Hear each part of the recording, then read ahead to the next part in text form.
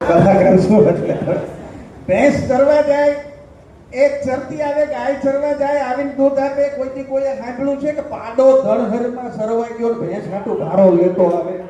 એ નો લાવે, કારણ કે એનું કરે. પણ જેને બીજાને માટે કંઈક કર્યું હોય એના સન્માન થાય. અને બીજું મને કહેવા દો કે યોગ્ય વ્યક્તિનું યોગ્ય સમયે સન્માન ન થાય તો એ પણ એક તંદુરસ્ત સમાજની નિશાની નથી. કારણ કે આ સમાજને જેટલા દુર્જનોથી જેટલી નુકસાન નથી એટલી સજ્જનોની નિષ્ક્રિયતાથી નુકસાન છે. એટલે આજે ભાવનગર વાળંદ સમાજ સજ્જનતા બતાવી છે. અને એક એવી વ્યક્તિ કે જેના માટે જે સંસ્થાઓના પ્રતિનિધિઓએ આવીને જે આંકડા બોલ્યા એ આજે ઘણા બધા લોકોની વાર્ષિક આવક નથી. એવા આંકડાનું એમણે એક સંસ્થાને દાન કર્યું. કોઈને 5 લાખ, કોઈને 25 લાખ, કોઈને 50 લાખ સુધીના દાન કર્યા છે. તો એવા વ્યક્તિનું યોગ્ય સમયે સન્માન થવું જોઈએ. એ નિમિત્તે આપણે સૌ એકત્ર થયા છીએ. ત્યારે અમારો લોક સાહિત્યનો બહુ સરસ મજાનો એક દુહો છે.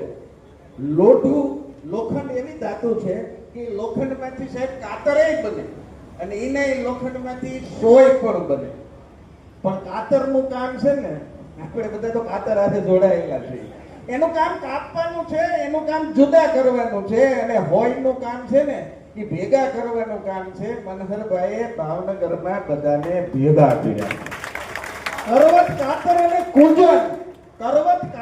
કુંજન ઈ વેરીને જુદા કરણ, પણ સોય સુહાગો ને સજન ઈ ભાંગ્યાને સાધન એમણે ભાંગી બધાને ભેગા કરી અને સમૂહ લગ્નો જે જુદા થતા હતા એને એક કરાવી. અને એમાં વધતી રકમ એને યોગ્ય જગ્યાએ યોગ્ય સંસ્થાઓને યોગ્ય સમયે આપી. અને જે સંસ્થાઓ આમ કહેવાય ને ઓક્સિજન લેવલ ઉપર હતી એને પૂરતું બળ આપી અને ખૂબ મજબૂત કરી છે.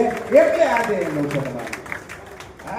આમાં અને બીજી વાત એ છે કે આવી વ્યક્તિનું જ્યારે સન્માન થતું હોય ત્યારે બહુ સરસ મજાનો બીજો એક લોક સાહિત્યનો દુહો છે કે કુળની કિરત સાંભળી. મનહરભાઈ આપણા કુળના છે, આપણે એના છે. કુળની કિરત સાંભળી અને જો મનમાં નો આવે મોજ, કુળની કિરત સાંભળી અને જો મનમાં નો આવે મોજ તો સાચું હોરઠિયો ભણે એને ગણવા રડતણા રોજ. માણસની વ્યાખ્યામાં જ નો આવે. આજે જો આવો સરસ મજાનો અવસર હોય અને આપણને સૌને આનંદ ન હોય તો એ માણસમાં આવતા જ નથી. રોજડામાં ગણાય. રોજડું એટલે શું એની વ્યાખ્યા કરવાની જરૂર નથી. અને બીજી વાત મને એ યાદ આવી કે મનહરભાઈ જે રીતે તમે હાલો છો, જે રીતે દિલીપભાઈ હાલે છે અને બધા દાતાઓ હાલે છે, આજે બહુ જરૂર છે. કારણ કે આજે છે ને આ જેન ઝીનો યુગ છે. આ જેન ઝી છે ને એ કોઈને મૂકે નહીં. એ વડાપ્રધાનને દોડાવી એવા સમયની અંદર તમે સમાજ માટે જે કર્યું છે એ ખરેખર સરાહનીય છે. અને ત્યારે ભાવનગરની વિવિધ સંસ્થાઓ અને ભેગી મળી અને સમસ્ત સમાજ ભેગો થઈ અને આજે તમારું સન્માન કરે છે. ત્યારે આપના સન્માન પત્રની અંદર જે લખાણ છે એ વાંચવાની મારી ભૂમિકા છે. એની શરૂઆત કરું છું. મનહરભાઈ લાભુભાઈ રાઠોડ, અધ્યક્ષ સમસ્ત વાળંદ સમાજ ભાવનગર, મહામંત્રી શ્રી સ્વનિર્ભર શાળા સંચાલક મંડળ ગુજરાત. આપની સ્વનિર્ભર શાળા સંચાલક મંડળ ગુજરાત કે જેમાં સમગ્ર ગુજરાતના 16,000 શાળાઓ અને એમાં 50 લાખ કરતા વધારે વિદ્યાર્થીઓ અને 7 લાખ કરતા વધારે શિક્ષકો કાર્યરત છે.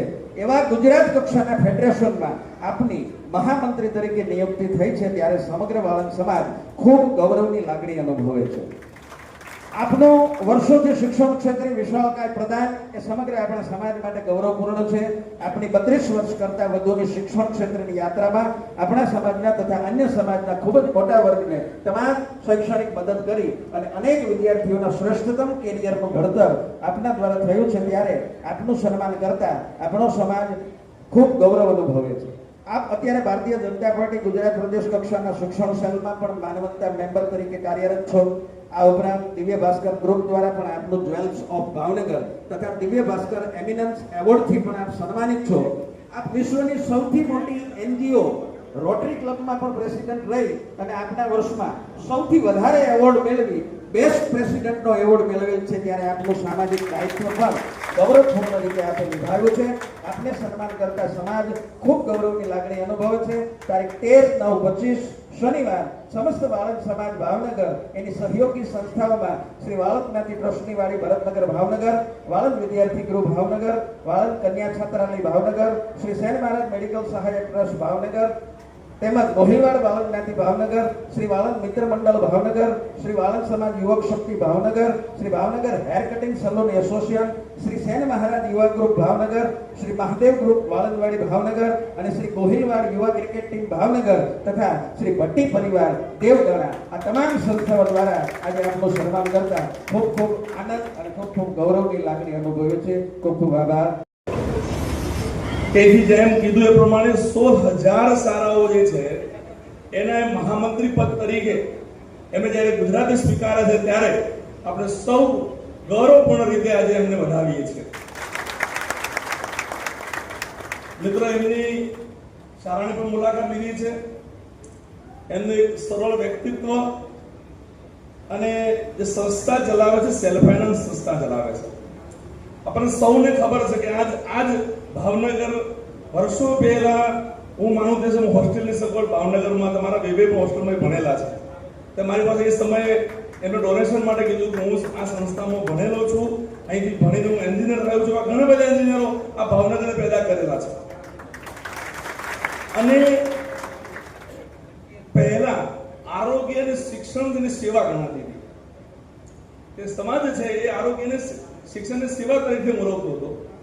અત્યારે બંને જે છે એ કોમર્શિયલ થઈ ગયા છે. એ સેવા નથી, ધંધો છે. એટલે સેલ્ફ ફાઇનાન્સ સારો ધંધો છે. તેમ છતાં મનહરભાઈએ અહીંથી જે વાત કરી છે, જે સંસ્થાઓ સાથે જોડાયેલા છે, એને ધંધાની સાથે સમાજની સેવા કરવાનું ઉત્તમ કામ કર્યું છે અને એ જ એમનો સન્માન છે. ગુજરાત જાણે કે ન જાણે, ગુજરાતને ખબર પડે કે ન પડે, પણ વાળંદ સમાજનો દીકરો આજે ગુજરાતના સારી સંસ્થાઓની અંદર એ પોતે અનેરું સ્થાન પ્રાપ્ત કર્યું છે. એમના માટે ખૂબ શુભકામનાઓ. મિત્રો, જેવી રીતે ભાવનગર સક્ષમ બન્યું છે એવી રીતે આપણા સમાજની એકમાત્ર સંસ્થા ગુજરાત